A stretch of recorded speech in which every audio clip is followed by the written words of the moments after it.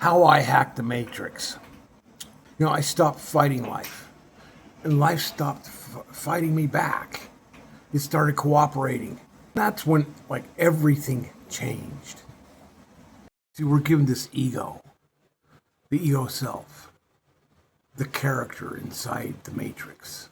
Most people think that they're the character, the name, the body, the voice inside the head that's narrating the whole story for you all the time. Given to you since birth as a description. So you sit there and narrate this story over and over again. And that identity, it feels solid. It feels real. But it's really only the interface. It's a temporary avatar. And when you mistake the temporary avatar or this character as who you are, you give up all your power. You hand over the controls. Look, there's two ways of moving through existence. A, you're the dreamed, or you're reacting to everything that's going on. Or B, you're the dreamer, and you direct the show. One lives in fear, urgency, everything's chaotic. The other one moves from clarity, certainty, purpose. One asks for permission, and the other one makes selections. This isn't mystical. It's mechanical. Your ego reactive self believes I have to earn safety. I have to struggle and go make a living. I have to, do what I'm told, follow the rules. I have to fix myself before life is going to work. So it stays busy. You're on the hamster wheel, man. Tense.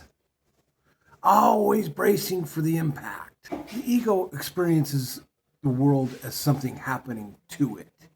And that perception, that creates friction, creates resistance. But when you're operating life as the director, as the dreamer, it recognizes that experience mirrors focus. The outcomes, they follow it. Assumption. Attention isn't passive, it's productive. When this mode is active, effort decreases and results increase. Not through force, but through alignment. When you get aligned with what you're wanting, it just comes into play. The reality will reshape itself and bring you the experiences that you need to go through to have what you want to get. So let's talk about the shift. The moment you stop identifying with your thoughts, your thought loses authority. The moment you stop reacting immediately to your emotions, the emotions become information. Now that's the shift. But sometimes my patterns, they just keep repeating. Let's talk about that. This is where most people get confused. They understand this mentally. But reality, it just doesn't change. Why? Because reality isn't projected through just belief alone. It's projected through a lens. Every experience passes through accumulated residue, like what I call the karmic lens.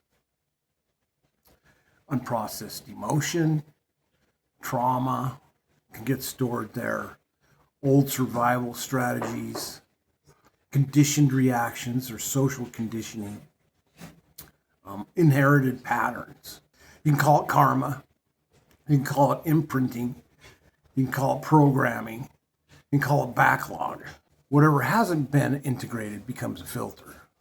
And that filter edits reality before you ever even respond. When the lens is clear, it's fluid. Timing works.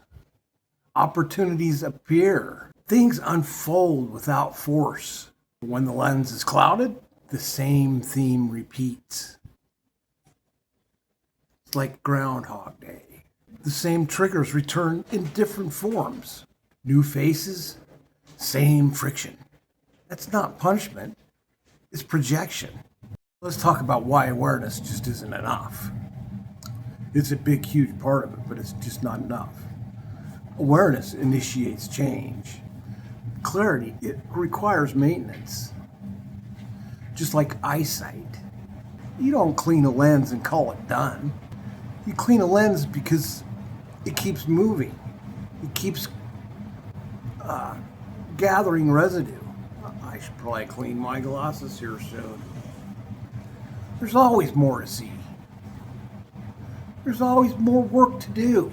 Not because you're broken, because you're alive. Reaction requires effort. Responsibility requires response. Direction requires authority. When you stop trying to control the outcomes and start refining the perception, reality will reorganize itself around you. Not instantly, but inevitably. It's inevitable, Mr. Anderson. So when you see something unwanted appear, just ask, is this life resisting me? Or is my lens distorting the signal? That question alone changes everything. You don't need more information. You don't need to go out and work harder and try better and do more. You need clarity. You need power. When your perception clears, you get clarity. When you learn how to direct your attention, you get power. Now, some of you may need to clean the lens. I had to clean my lens. I'm still cleaning it. But when you clean it, you let the signal get through. Source consciousness can project through you, and you start getting what you desire faster and smoother. Look me up. Later, alligator.